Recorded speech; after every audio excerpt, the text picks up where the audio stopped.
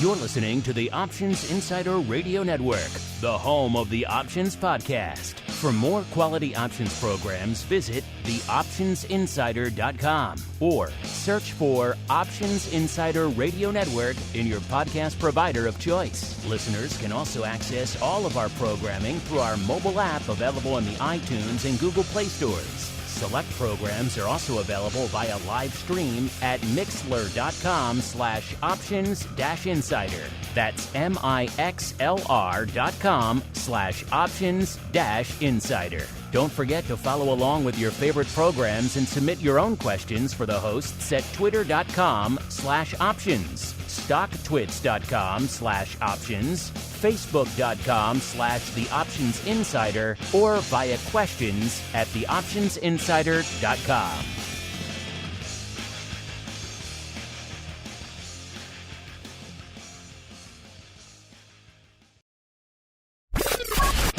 And now, it's time for the show that breaks down the options market from unusual activity alerts to market analysis, strategy overviews, listener questions, and much more. If it involves puts and calls, then our all-star panel will break it down. It's time to hit the Option Block with your host, Mark Longo from the Options Insider Media Group and co-hosts Uncle Mike Tusaw from St. Charles Wealth Management, Mark the Greasy Meatball Sebastian from OptionPit.com, Andrew the Rock Lobster Joe Benazzi from OptionPit.com, and Henry the Flowmaster Schwartz from Cboe. The Option Block is brought to you by Cboe. Cboe's suite of S&P 500 index options, SPX and mini S&P 500 XSP options, allows traders to speculate on the direction of the market, generate income, and hedge for downside protection of their portfolio of stocks. No matter what kind of trader you are, there's plenty of useful information to take the guesswork out of creating your portfolio strategy and to help you make more educated moves in the market. Visit www.cboe.com/SPX today to learn more. The views expressed herein are those of the speakers and do not necessarily reflect the views of Cboe Global Markets Incorporated or any of its subsidiaries, collectively Cboe. The information provided is for general education and information purposes only. There are important risks associated with transacting in any of the Cboe products or any of the digital assets discussed here. Before engaging in any transactions in those products or digital assets, it is important for market participants to carefully review the disclosures and disclaimers contained at www.cboe.com/US_disclaimers. These products and digital assets are complex and are suitable only for sophisticated market participants. These products involve the risk of loss, which can be substantial and, depending on the type of product, can exceed the amount of money deposited in establishing the position. Market participants should put at risk only funds they can afford to lose without affecting their lifestyle. And now, get ready to hit the Option Block. All right, everybody. That music means we are back. It is Thursday. It is noon Central. It is 1 p.m. Eastern. Do you know what's popping off in these crazy, crazy markets we're all living through? I guess let's find out together, shall we? It is time for the Option Block, what the cool kids call the old OB. My name, of course, Mark Longo from theoptionsinsider.com, as well as from the network upon which all of you folks are binging out there. Hope you had a fun time on the Monday show. We certainly did have a fun time recording it. Heading on down to the old Cboe, got to see the Rock Lobster in person, got to see Uncle Mike in person, got to see the Meatball in person, Dr. Vix. It was a fun time, was had by all. It was always good to do the show live in front of a live studio audience, as they say. Get the pulse of the crowd, see what you folks are thinking. And yeah, it's always fun. Couldn't do the live stream from there, obviously. That was already being live streamed to the Option Pit crew, but you folks got the podcast edition, and all sorts of fun was had by all. Finally got to give Uncle Mike his major award that he's been on me for the better part of the last 6 months for the trivia challenge.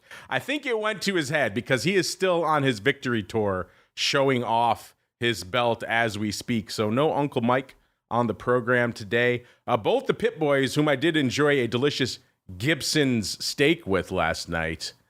If you want to have a delicious steak, just have Mark Sebastian pay for it, and then all of a sudden it becomes the most delicious steak in the history of recorded time. But they are both on planes headed back to their respective parts of the country, so no Pit Boys today as well. So going to be a different show out there today. Should be fun, but never fear, listeners. It's Thursday, So I am joined none other than by the Flowmaster himself, Mr. Henry Schwartz from Cboe East. Mr. Flowmaster, welcome back to the show, sir.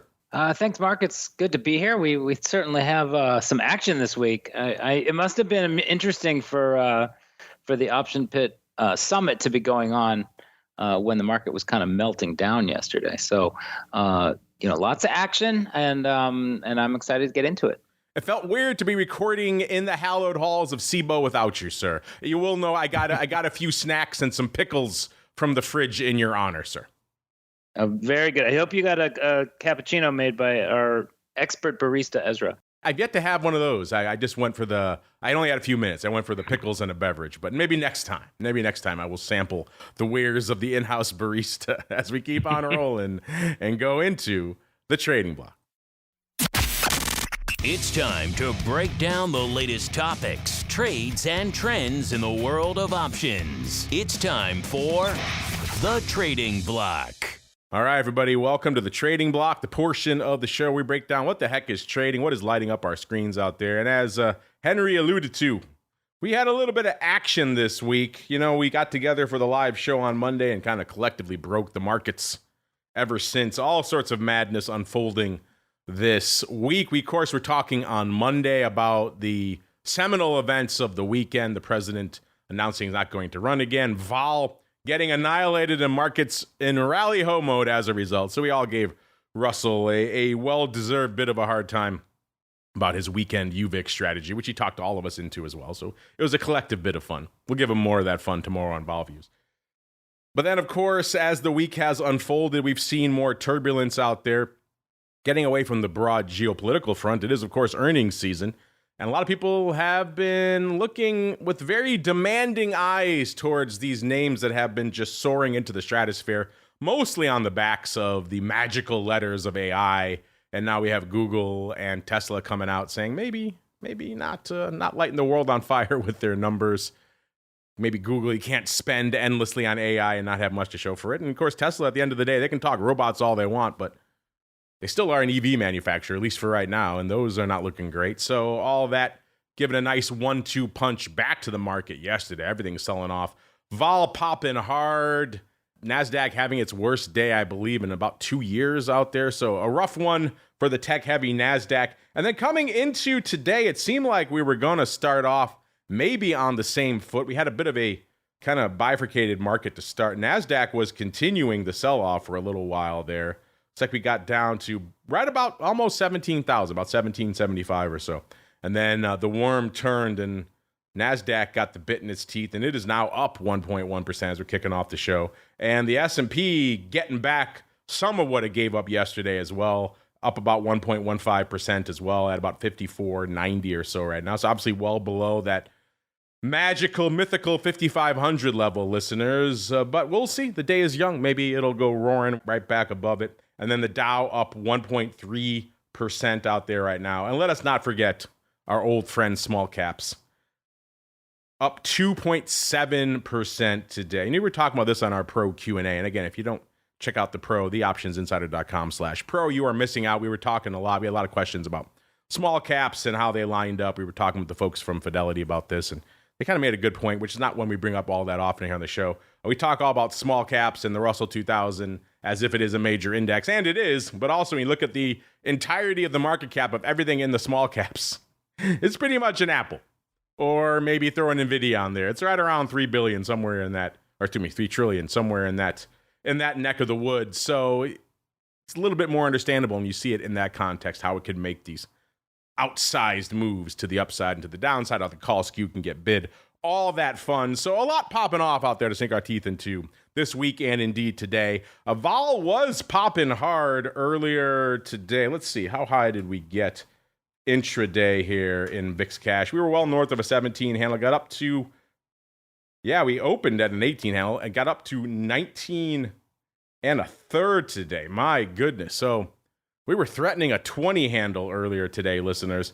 And then as the worm started turning, as everything started to get green, VIX, as it is wont to do, came crashing back down to earth. Was north of a 17 right before showtime as we kicked off the show, down to a 1675, listeners. That still puts it up from the Monday show, up 1 1/3, but obviously nowhere near its intraday high of about 19 1/3 today. VVIX, as you could imagine, also looking frothy still. At a 100 even, a par even, right as we kicked off the show. That puts it up 7 points from the Monday show. Intraday today got up to about 109. We haven't seen, I'll need to go dig, and maybe I'll put our buddy Mr. Dr. Vix, he's my historical vol researcher, on that trail. But it's been a while since we've seen a VVIX at a 109 level out there. So a lot of froth still to be found in this market right now, listeners, which is understandable. It's a lot of tumult out there. Mr. Flowmaster, sir, obviously a lot going on since the last time we chatted. You could start, if you want, with your perhaps reaction to the pretty surprising and big news from the weekend, and vol and the markets kind of shrugging it off and then taking it on the chin later in the week, sir, until today's rally. Yeah, it was definitely an interesting day. In fact, I'm looking at today. We have almost 100 points of range in the S&P futures today, from the kind of the bottom that hit around 9:45 this morning to pretty much where we are now, which is a day's highs. But it is basically a very stark reminder that volatility can surprise you. And I mean, most of the experts, I guess, are basically talking about how we've been on this really solid run, and you've got some massive mega cap stocks that are up 25 or 30%, in just a few months. Thinking about Apple, and maybe we were due for a pullback. So, that's what we got. But I think that it did surprise people how kind of violent it got, when we were down 50 or 60, which is, a little bit over 1%. We hadn't seen that in a while. And then, we really just kind of, buyers evaporated. I usually like these shakeups. And, this was another example of one. I think it's a healthy thing. I do think some things were getting a little bit crazy. I just kind of wonder if, and yet to see VIX at 18, that we closed over 18 yesterday for the VIX cash, which was the highest in about 3 months. So definitely a little bit more fear out there. But I don't know. I'll tell you, it looks like today the sentiment is kind of swinging back pretty quickly. And we talk about how these volatility shocks don't seem to last very long. You have a lot of capital on the sidelines that takes advantage of the dip, and that seems to be kind of how it's looking right now. So the market tries to process all the information coming in, and geopolitics is certainly a big piece of it. But then we're also right in the middle of earnings. I think Tesla earnings, definitely kind of, I think I saw the headline on Bloomberg that it was the fourth miss in a row. In terms of their numbers. So, that's how stock got hurt, but then, the believers jump right in, and it's back up. I think it's gained back about half of what it lost yesterday. So just, it's we've been talking about how muted volatility was. We've been talking about how that kind of put call skew has been flat for pushing almost 2 years now, where there really did not seem to be any demand for puts. And, this week's kind of an interesting example of kind of what happens. We get a shock. There really didn't seem to be any panic. I mean, that VIX rise was about what you'd expect on a 2% down day.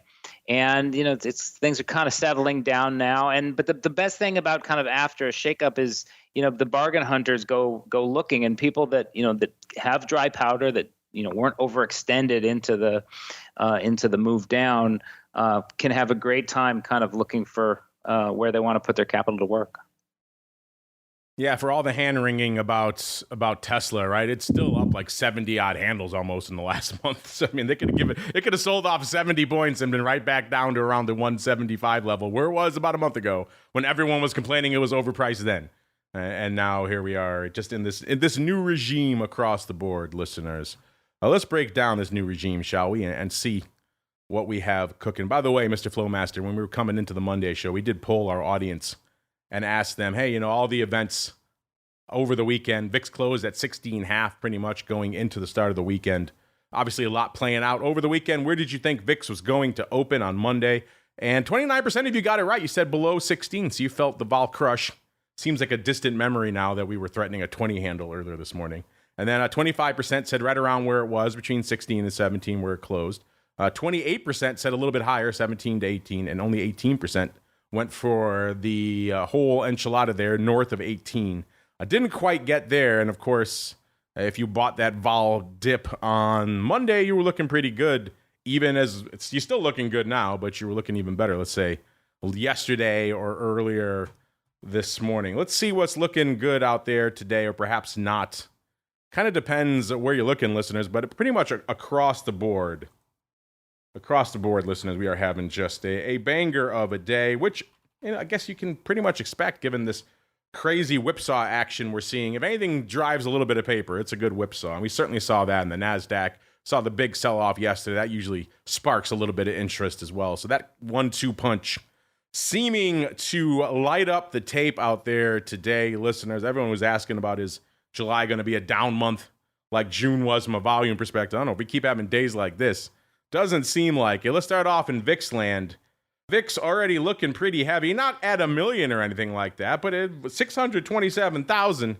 That's enough to make you sit up and take notice. Usually this time of day, listeners, this late July, you're talking a couple 100,000, maybe 300,000 if it's a really active day. So 627, nothing to sneeze at. The ADV also ticking back up to about 775 right now. After yesterday and today, I got a feeling it's going to keep going up out there. If you're wondering what the big dog is out there today in VIX land, listen, looks like it's a 30,000 lot of the AUG 14.5 13 put spread. Looks like paper might have sold it for around 33 cents. Looks like they might have sold the 14.5 puts and bought the 13 puts for 9 cents. So interesting. Wouldn't be my first thought coming in on a day like today, selling a 1.5 point put spread for 30 odd cents. But you don't see that too often in VIX, which is also why it kind of caught my attention out there. So intriguing stuff. But obviously there's just a smorgasbord of paper going up out there today. The most active contract are indeed those 14.5 puts. They've done a total now of 47,000. So maybe they've come in, and they've done 14,000 of the 13 puts. So I'm guessing they came in for another leg, another 15K or so of that 14.5, 13 put spread. Interesting. You like that? Listen, are you a buyer or a seller around 32, 33 cents?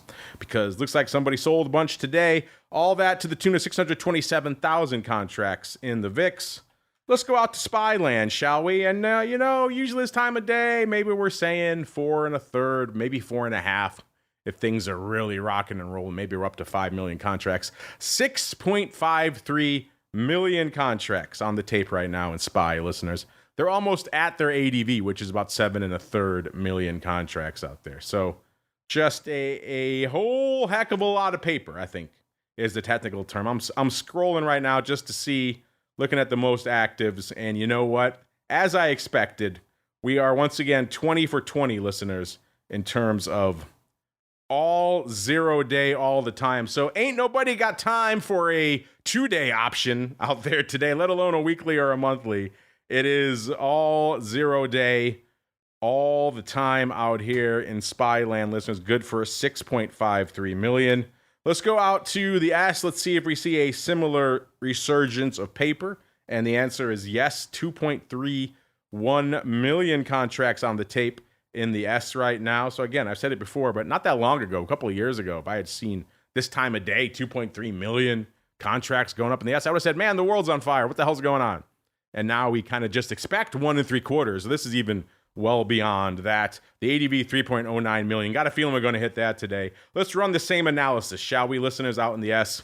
Now let's if I had a drum roll, I'd play it right now. Do you think it's going to be the same thing as SPY? Is it 20 for 20 in terms of most actives? And the answer is yes. Everything.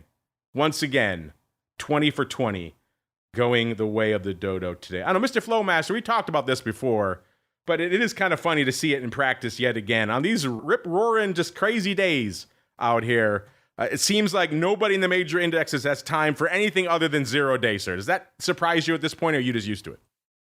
Well, I guess we're a little bit used to it. I mean, the 0 day traders, they definitely tend to kind of have a pretty formulaic approach. And this is, not just, retail, because there is a decent amount of retail, but even the kind of the quantitative desks that do use these, and it's a lot of rolling of positions. So when you get a decent amount of movement, you're going to get a lot of rolling, a lot of profit taking and liquidations And I think that's kind of what we're seeing. So I mean, we definitely watch that kind of market share for the 0-day, very closely.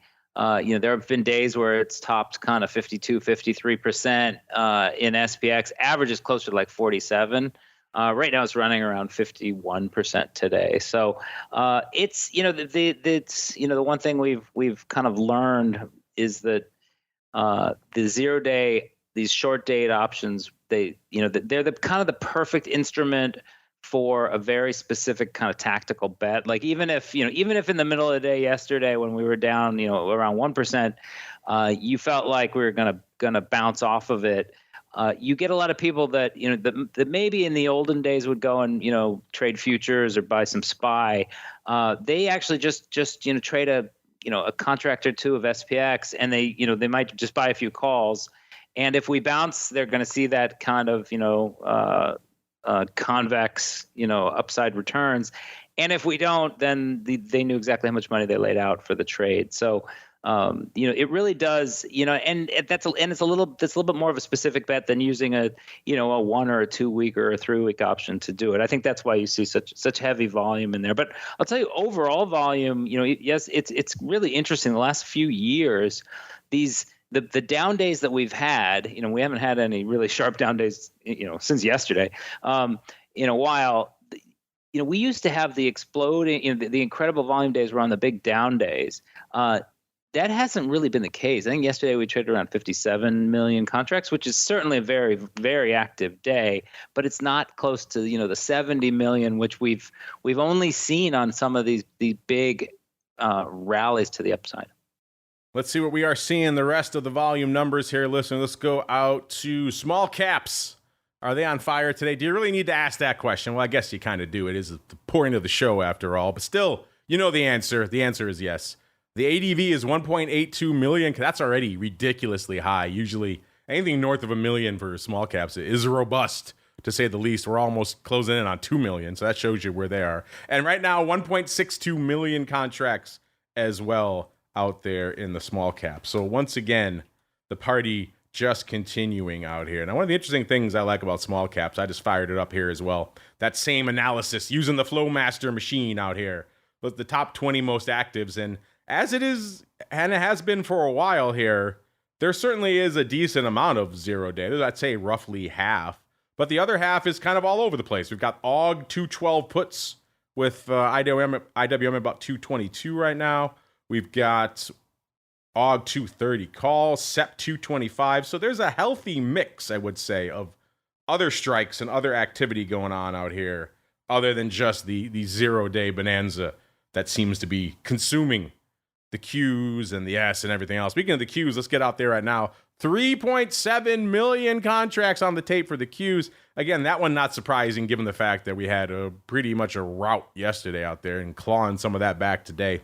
The ADV, 3.86 million, so we're already almost there out in the Qs. And you know what? Just for even Steven, like my mom used to say, let's do it for the Qs out here as well. And you know what? The Qs, I see one contract that expires tomorrow. The 465 calls, 52,000 of those. Everything else, listeners, on the docket and going away today, listeners. So the Qs following suit, the S and SPY. Small caps, the only one kind of bucking the trend a little bit out there. I'd say roughly half of the top 20 in small caps going the way of the dodo on days other than today, and even some in August and September. So refreshing. Let's see if the single names are refreshing out there as well in terms of volume. And, you might be forgiven. Given all these numbers we're seeing, the Qs, 3.7, 1.5 million for small caps. You might be thinking, okay, it's a 400,000 contract day for the single names. And the answer is no, listeners. About 250,000 contracts right now is what it costs you to break into the top 10. 253 to be precise. That gets you to Palantir.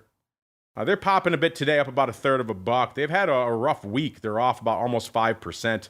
They're trading about $27 right now. They got down to $25.87 pretty much this morning. The nadir was this morning out there for them as well. So all of that roping into about 250,000 contracts on the tape. And the number 10 spot today, Number 9, good old softy, 278,000 contracts, off about $3 still today. Let's see, intraday they've had a range of 417.5. So when NASDAQ really had its bit in the teeth to the downside, they were down to 417.5. Their high was almost 430, 429.80. So quite the range today, at about 425.18 right now. So still off, but not anywhere near the lows of the day. Good for number 9, 278,000 contracts. Number 8, keeping it in M tech names. It is the artist formerly known as Facebook. It's Meta, 456 right now, off about $1.25.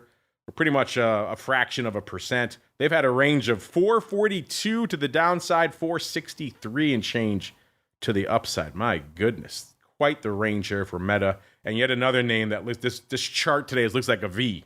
Looks like the rest of the big NASDAQ names, listeners. They just annihilated it right down till about 10:15 or so, and then just bounced from there, listeners. And we're kind of all living in that bounce phase now. Will it start turning back around again? Will we just rally ho? We shall see. Either way, number 8, Meta, 323,000 contracts. Number 7, an airline sneaking in there. American Airlines, 1072 right now, up a little over $0.50 or about 5% out there today. Weak profit forecasts, and backfired sales plan, they're saying, and industry oversupply, but the stock's still rallying out here today. So I guess net more buyers than sellers out there.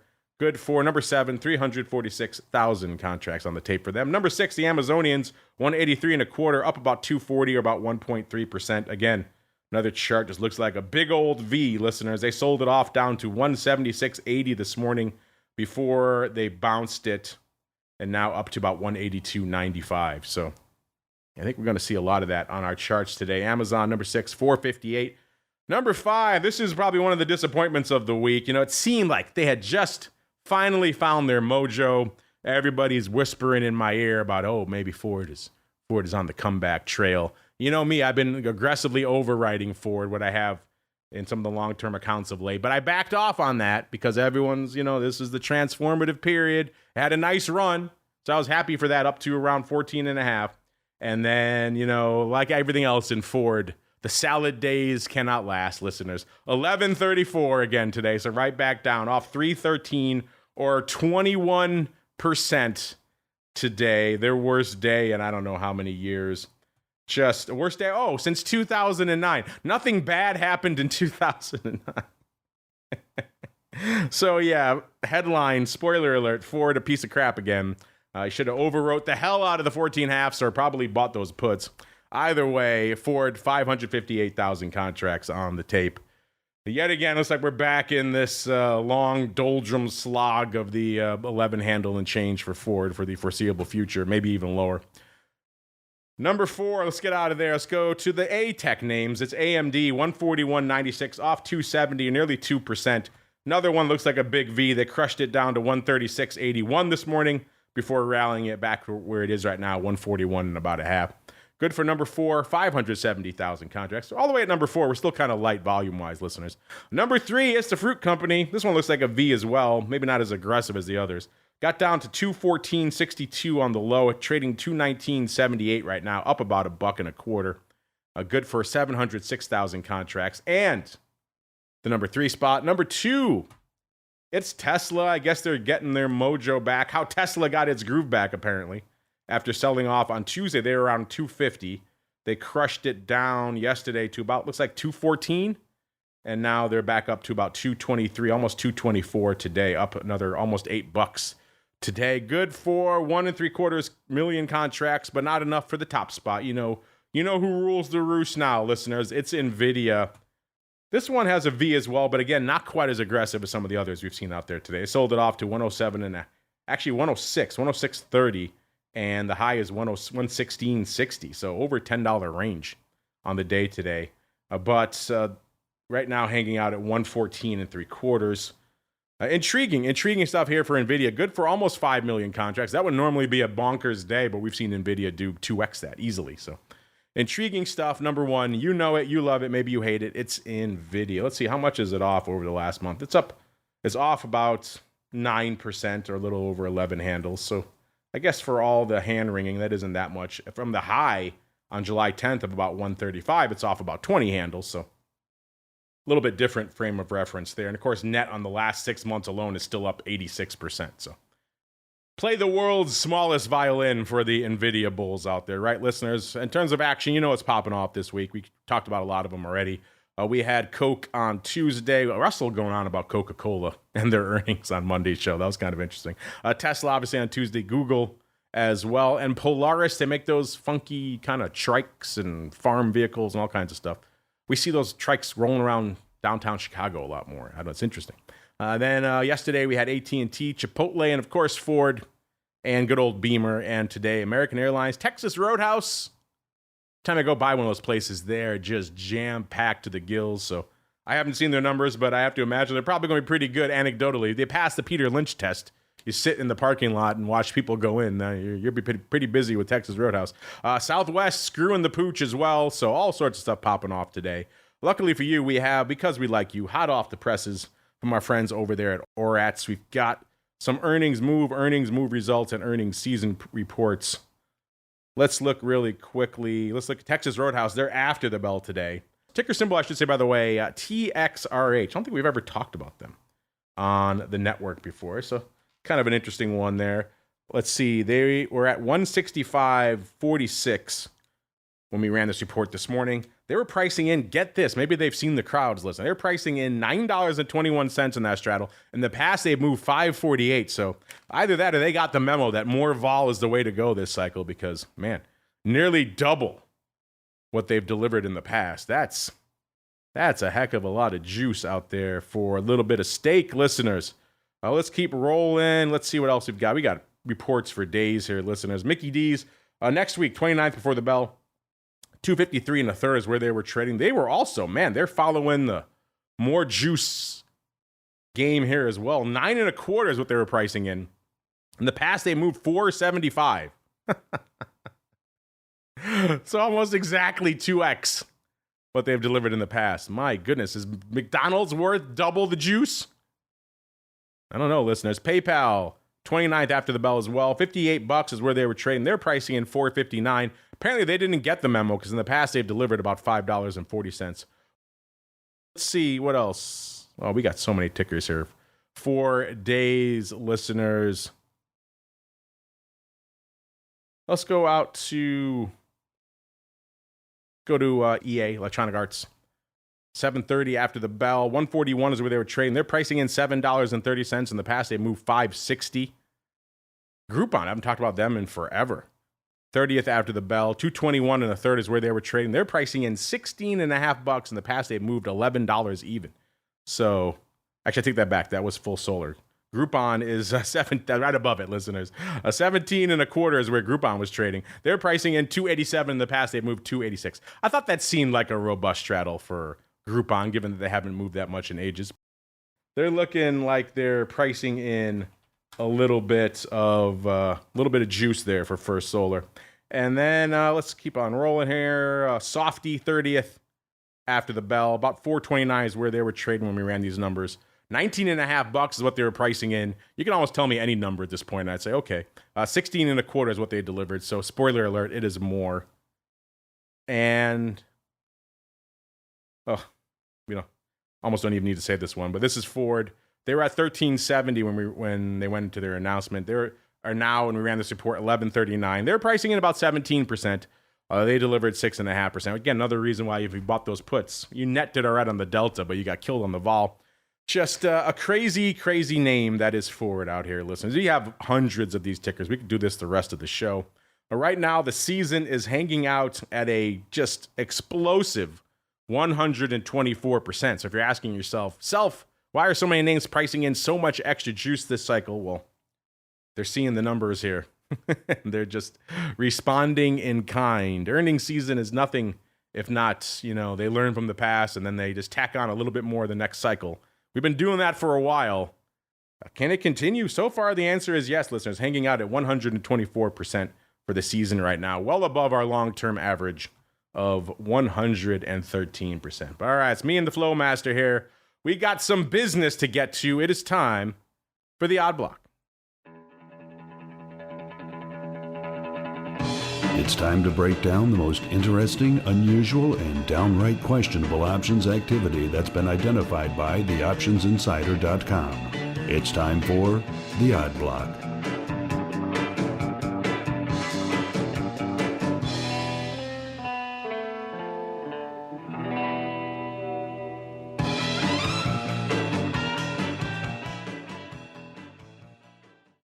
All right, listeners, welcome to the Thursday show, the episode where we unleash the Flowmaster and see what he's fixing his gaze upon this week. Let's go out into the kind of paper that you could argue maybe was the inspiration for the Odd Block and for all the unusual activity that we do here on the network, and that is call paper in a biotech. In particular, let's go out to Applied Therapeutics, ticker symbol APLT. Up about a nickel today, trading right around 529, so kind of a quiet day for them today. On the year, it's been a bit of a banger, though. They're trading $1.50 back last July, so yeah, spoiler alert, they're up 253%. So take that, NVIDIA. They actually got a little higher. Looks like back in March, they got up to about $9.39. Oh my goodness. This one is living up to the biotech name. So since March, they're actually down about $4 to $5.30. Still net on the year. You know you're having a good year when you could shed almost half of your value and still be up 253%. That's a good year. Looks like they had a $100 million funding round right around that time. And then ever since then, that's when they hit their high. And ever since then, it's been naught but down. But Mr. Flowmaster, what did you spot out here in the land of APLT, sir? Yeah, so I'm not super familiar with this name, but I do like biotechs. I like the way that option flow can sometimes be very significant in terms of performance in the biotech specifically. And this one showed up on my my list because it currently has a call to put ratio of about 300 to 1. And it's all in basically a single line, which is the October 7.5 calls. So, and as you said, stock's around 530 right now. And this was a big sweep at 11:30 this morning of 29.95. I assume they probably took 3 before to get themselves up to an even 3,000, paying 55 cents for these. Oh, you know what? I'm going to change my whole tune on this because now I'm looking that it actually looks like, so this is a good example of like, okay, big offer side call flow, very bullish, right? But when I look actually at the time and sales a little closer in Trade Alert, I actually see that the 55-cent offer was resting on the book on the Emerald Exchange. And I also noticed that it was a dime below theoretical. So I actually think that this might have been a resting offer that got lifted. Now, meaning it probably is an overwriter, somebody who has the stock, likes the stock, is going to be holding on to the stock, but decided to take a little bit of premium. So I'm actually going to flip on this one and say this is a nice big overwrite, which, as you mentioned in your Ford example, and I also am long some Ford and have sold calls occasionally, a big overwrite is the same as a naked put in terms of the economic exposure.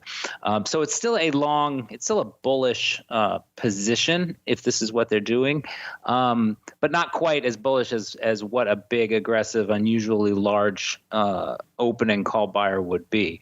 So it's kind of an interesting one. I'm glad that I looked a little bit closer before I opened my mouth. See, sometimes you got to dig a little deeper on these things. That's what makes it fun out here. You're right. So overwriting calls in a biotech, not quite as sexy, but you're right. Sometimes you got to take that juice when you can.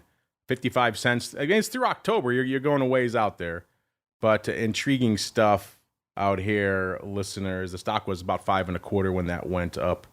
Intriguing stuff. We'll keep an eye on this one as we keep on rolling out into the Flowmaster's next victim out here. Let's go out to CVS, listeners. Ticker symbol appropriately enough. CVS trading $59, pretty much even today, up about $0.50. On the year, it's been a rough year for CVS. They're off about 22%, so not at all following with the rest of the market. I guess they haven't whispered those 2 magic letters yet. They haven't figured out how to incorporate AI into the CVS experience. They were $75 a year ago. and then they crushed it down to pretty much where it is right now. Got down to the low 50s, looks like about a month ago, 52 3/4, and then right now trading right around $59, up about half a buck today. So intriguing stuff, kind of a bit of a lost year here for CVS. Mr. Flowmaster, what did you spot? Is somebody getting spooked? Are they loading up on puts, or what are you seeing out here? No. So this one is a little bit more obvious of a directional call buyer, and in fact, the biggest piece is a 9,999 lot of the SEP 65 calls, which were bought this morning. Buyer paid from $1.55 up to $1.60 for them. Average price was $157. They did this in an aggressive multi-market sweep, which we caught as 13 trades across 9 different exchanges. And so that's a way that people use smart routers to basically maximize liquidity they can get. When I see these routed sweeps, I also really love the data integrity, because there's really no possibility that it wasn't a buyer. Because if you're lifting offers on multiple exchanges, you're definitely buying, and also you're buying without kind of trying to negotiate a price. You're just buying. It wasn't actually the first call block in the stock today. There were a few other ones. There was a 1,500 lot of some even smaller July 26th. So those are tomorrow, 61 calls for 21 cents. Also opening, that trade about 15 minutes earlier when the stock was around 59.89. So that almost looks like a little bit of a one-day lottery ticket type of trade. So I'm not sure what they might be looking for in terms of a catalyst. Again, it's it's a September, so it's not a short dated trade. But looking where that stock's been, it really is kind of beat up. As you said, it just kind of hasn't done much. And, somebody seems to be thinking that things are gonna pick up into the fall. And I think of names that I need to go aggressively sweep some upside in. I don't know if CVS leaps to the top of the list, but apparently for somebody it does. So I don't know, listeners, you like these listeners? Scooping size calls, SEP 65s. The stock was around 59 at the time, still hanging out near there. Paying prices around $1.50 in that neighborhood, listeners. You like these? I don't know. Interesting stuff out here. You think CVS has a little bit of gusto in them to make that move? Speaking of moves, there's some other things lighting it up out there today. But since we have the Flowmaster here on the show and we got some time, I thought it was a good opportunity to sink our teeth into something we don't get a chance to do, which he's always on the show week after week, profiling some flow. We thought it was a good time to catch up on some of that and clear out our backlog of Flowmaster trades and see how some of them performed. How does that sound, listeners? So we're going to go do that right now. Let's jump first to the June 20th episode, so a little over a month ago now. And the Flowmaster was on here talking about a whole bunch of call action in Synchrony Financial, ticker symbol SYF. I won't tell you exactly where it's trading right now because it's a little bit of a spoiler. Actually, no, these already went away. So it's at 50.65 right now. It's up about 80 cents right now. On the year, it's been a decent year for Synchrony. It was $35 a year ago, so up about $15.50 or about 44%. I think most people would take that so far here on the year. And what did the Flowmaster profile back on the June 20th episode? A whole bunch of upside. July 45s. Folks could not get enough of them. They scooped 2,380 for $1.45 when the stock was $44.19. I think you can see where I'm going with these listeners. They bought another 1,000 or close to it for $1.60, and they did a total of looks like around 3,200 here on the day. So somebody liked themselves a little bit of upside in Synchrony. We talked about this name a few times of late, but it's not a frequent offender on our unusual activity. And Mr. Flowmaster, looks like these might have worked out. The stock closed almost at $50, $49.97 on expiration. And guess what? These bad boys were all pretty much still open. So by my math, listeners, they paid $1.45 roughly or $1.60 for them. And they went out right around $5. So not a bad do, as the kids say. Paper on these options, at least, making about a little over $1 million, about $1.1 million, and holding them through expiration, which is another thing we've seen a lot of lately, Mr. Flowmasters. People putting on good trades that work out and then they don't take them off. So clearly they want the stock, sir. What are your thoughts on these calls you spotted out here in Synchrony? Seems like they worked out, sir. Yeah, these look like they were pretty good. I think that stock. I'm curious to know if they did just keep the stock, for the kind of the next few handles in it. But those look pretty good. I have this fantasy of training an AI model on, the 6 million trades we see a day, or at least the 500,000 kind of directional sweeps that we see a day, and trying to figure out, basically which ones pay off, kind of what the conditions are, because we've done some of that work ourselves, never using kind of AI. And, there's obviously, we've talked about this for years and years, options are complex instruments. You have to be pretty smart to trade them. And they have inherent leverage, right? So it really is the tool of choice for somebody who has is an informed investor, right? Whether they really know something or whether they've just done their homework and they're very confident in their view. But that's why we take it seriously, and that's why we're willing to risk some of our own money on some of these situations where you can look at a trade and go, listen, why would somebody put this kind of money to work on a trade that really has a very clear kind of payoff profile? And, yes, you have to be careful about, well, what other sides could exist to this portfolio. Good example is seeing a call sale that may be an overwrite, that's bullish versus an outright call sale, which is bearish. And, in many cases, you really don't know. You have to make the best kind of educated guess you can. But, what can be helpful is the method of entry. And so when we see these sweeps, it's a pretty aggressive way to put on a trade. And if you're just kind of trying to adjust risk that you already have on, you're not not usually in a hurry. You're actually kind of price sensitive at that point. You're going to try to get the best price you can, which is very different than getting as much liquidity as you can in a burst of activity.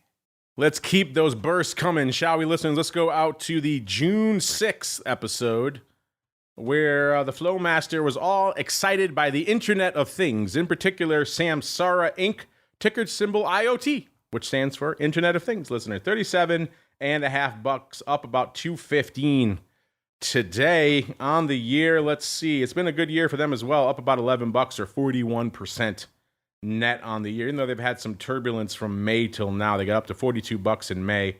Then they crushed it all the way back down to $28 just a little over a month ago, June 14th, which that only put it up about a buck and change on the year. So, and then since June 17th, over the last month, they've been on the rampage again, up about 26%, clawing back about 7 3/4 handles. So, and a good up year, but a lot of that salvaged over the course of the last month out here in IoT lists.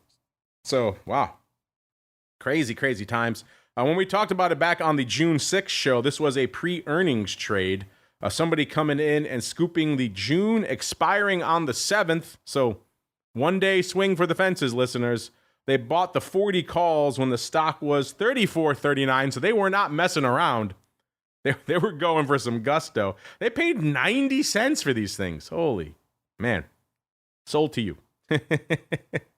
And it looks like that would have been the way to go, listeners, because it doesn't look like these worked out. The stock closed 1 day later, $30.56.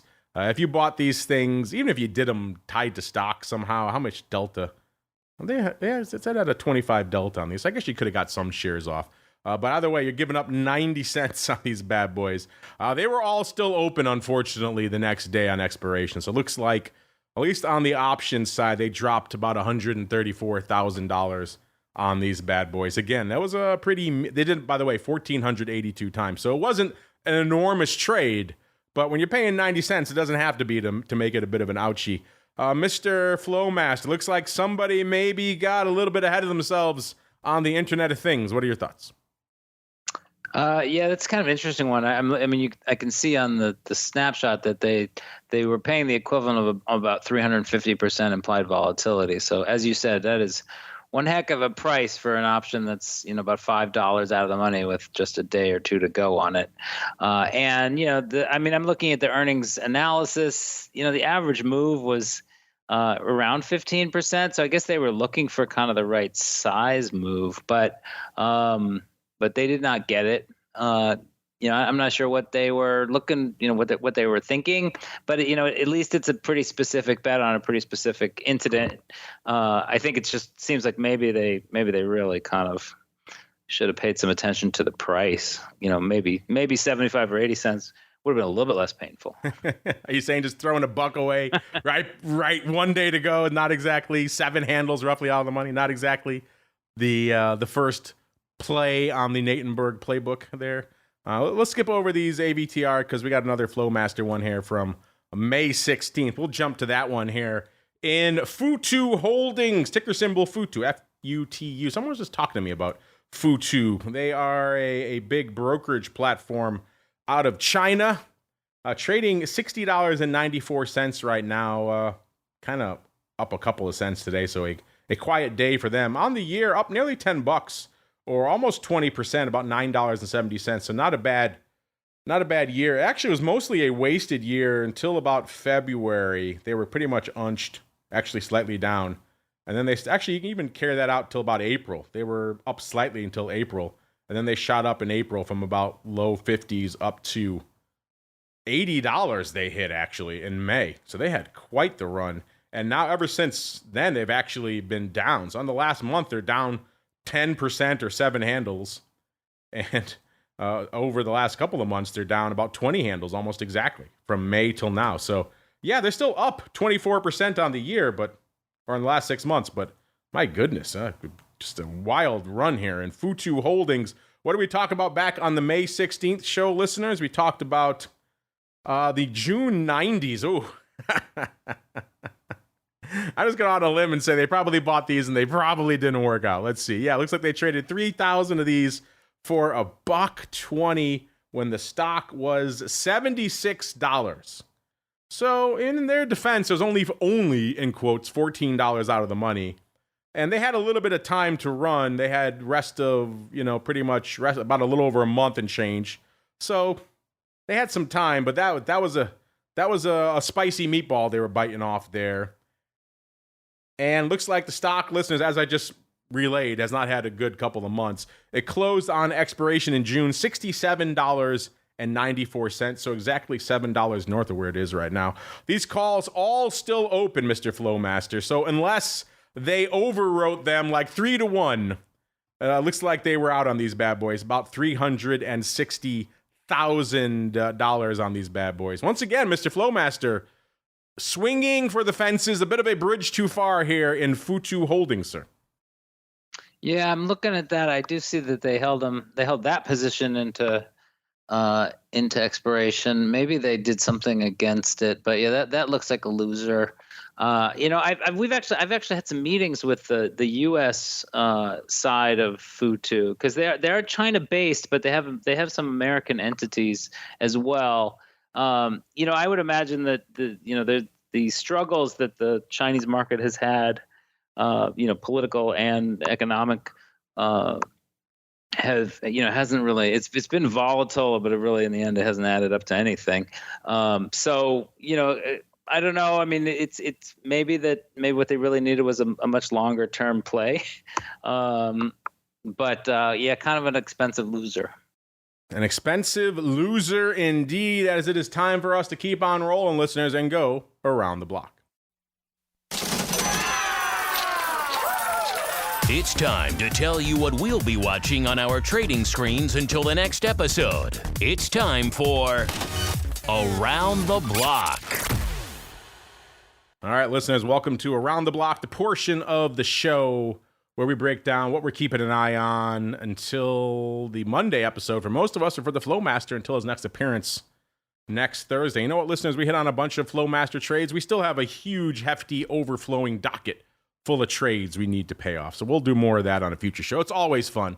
But Mr. Flowmaster, sir, what are you keeping an eye on in these markets until next Thursday? Well, we'll be watching. I'll be watching some earnings, but really, I kind of want to see how this shakeup that we had this week pans out. I mean, market's pretty solid right now. The S&P is up about. We were up almost a whole percent. Now we're only up 0.6%. VIX is back down to 17, but it looked like we were heading back to 16. So I don't know if we're kind of done with this little bout of volatility. We know that volatility kind of clusters, so it may stay choppy, especially depending on what headlines might come out on the politics in the U.S. Because that's going to keep things interesting. But one of the other things that I've been watching pretty closely is Cboe launched this quoted spread book, which means that basically you can see two-sided quotes in specifically SPX boxes and jelly rolls. And so I've really been kind of trying to dig into that. See how tight these instruments are quoted versus the listed markets versus the call around markets that you get as well, and then basically trying to figure out how can we really bring this to clients, make it easy as pie to see what's going on, what are the boxes, what's the bid, the implied interest rate on the bid and the offer, and what the activity looks like. So it's pretty cool. Pretty cool indeed. Unfortunately, that music isn't pretty cool, listeners. That means we are done for this episode. But never fear, if you want a little more in your lives, just hang out. If you're hanging out in the Pro, we'll be back in a little bit with our good buddy, Mr. Dan, the man, Gramza, to break down everything lighting it up over there on the futures options side on CME in a little bit. What's lighting it up? I guess you got to tune in to TWIFO to find out. But before we go, Mr. Flowmaster, if folks want to kick the tires on all the cool new stuff popping off over there at Cboe, including everyone's all hot and bothered about these variance futures. Are you excited about those, Mr. Flowmaster? Yeah, that's another. We've got all sorts of cool things that are launching. So yeah, variance futures, which were just announced. I believe the start date is supposed to be late September. Another thing that basically I get to put some thought into how best to show customers what everything you possibly can in terms of pricing and activity and liquidity and everything else. And if folks want to learn more about all that cool stuff, where should they start, sir? Just head over to Cboe.com/RMA, which stands for Risk and Market Analytics. You can request a trial. We will be happy to show you the goodies. Send them an email, say you want the goodies, and maybe a little bit of the old Eye of Sauron, and those folks will help you out. Cboe.com/RMA. Yeah, when I was walking through the Cboe this week, Mr. Flowmaster, everyone's pulling me aside. Hey, have you heard about the variance futures? Have you heard about this? There's a lot of new goodies rolling down the pike over there from Cboe. So the folks are excited. Kick it off for yourselves, listeners. Cboe.com/RMA. And of course, the Pip Boys, they're back, exhausted, heading back from their shindig in Chicago for the week. You can check them out in the meantime. Optionpit.com, the place to go to kick the tires and light the fires. And we'll give Uncle Mike, even though he's still doing his victory tour, we'll give him a little bit of a plug as well. St. Charles Wealth Management, the place to go to learn more about all things Uncle Mike. It's going to do it for us on the option block. Back again in a little bit for This Week in Futures Options. Back again tomorrow, of course, noon Central, 1 p.m. Eastern, for all things vol. Who's going to join us? Will we give Dr. Vix a hard time for his weekend trade? The answer to that is yes. But what else will we do? Find out on Vol Views tomorrow. Then one final time, I do believe the Rock Lobster will be back in Maine by that point, so he'll be joining me for a little bit of the old oddities goodness for you pro folks. You want to see that for yourselves? TheOptionsInsider.com/pro is the place to go to learn more. I know a lot of people coming in on the Pro this week as a part of the whole Option Pit extravaganza. So welcome to all you folks out there kicking the tires and lighting the fires on the Pro. And then we'll see you back here on Monday, another episode of the Option Block. Stay safe out there, everybody. The Option Block is brought to you by Cboe. Cboe's suite of S&P 500 index options, SPX and mini S&P 500 XSP options, allows traders to speculate on the direction of the market, generate income, and hedge for downside protection of their portfolio of stocks. No matter what kind of trader you are, there's plenty of useful information to take the guesswork out of creating your portfolio strategy and to help you make more educated moves in the market. Visit www.cboe.com/SPX today to learn more. The views expressed herein are those of the speakers and do not necessarily reflect the views of Cboe Global Markets Incorporated or any of its subsidiaries, collectively Cboe. The information provided is for general education and information purposes only. There are important risks associated with transacting in any of the Cboe products or any of the digital assets discussed here. Before engaging in any transactions in those products or digital assets, it is important for market participants to carefully review the disclosures and disclaimers contained at www.cboe.com/US_disclaimers. These products and digital assets are complex and are suitable only for sophisticated market participants. These products involve the risk of loss, which can be substantial and, depending on the type of product, can exceed the amount of money deposited in establishing the position. Market participants should put at risk only funds they can afford to lose without affecting their lifestyle. You're listening to the Options Insider Radio Network, the home of the Options Podcast. For more quality options programs, visit theoptionsinsider.com or search for Options Insider Radio Network in your podcast provider of choice. Listeners can also access all of our programming through our mobile app available in the iTunes and Google Play stores. Select programs are also available via live stream at mixlr.com/options-insider.